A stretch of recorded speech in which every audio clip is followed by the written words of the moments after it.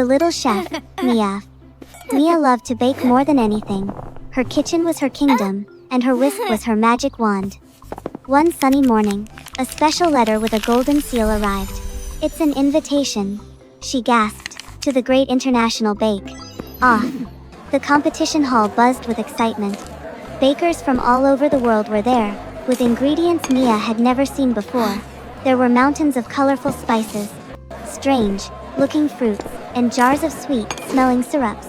Her first neighbor was Monsieur Pierre from Paris. "Bonjour," he said with a warm smile. "I am making macarons. The secret is in the meringue." He showed Mia how to whip egg whites into fluffy clouds. Next, she met Cid Ora Rosa from Mexico.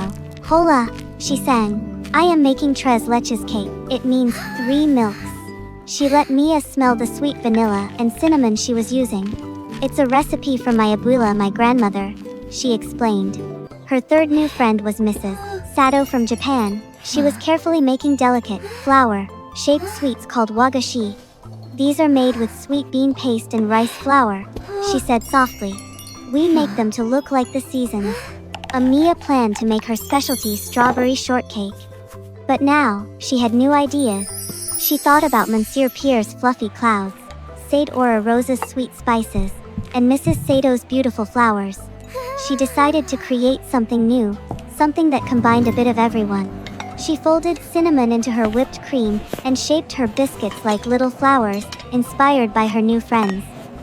When it was time for the judges to taste, Mia presented her friendship shortcake. A judge took a bite. Their eyes widened in surprise. "Magnifique," said one. "Delicioso," said another. "Ushi," said the third. Maya didn't win first prize, but she was happy.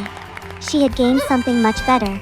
She had 3 new friends, and her mind was filled with wonderful new recipes and ideas from around the world. She took the train back to her city. Back in her kitchen, Mia hung up 3 new recipes on her wall. Whoosh! She couldn't wait to try making macarons, tres leches cake, and wagashi. Mia baked her own cake and served it to her friends on her next birthday. The world was full of delicious adventures, so she began preparing for the next competition. She was ready to taste them all, because she never stopped believing she could win. Thanks for watching. Like, share, and subscribe.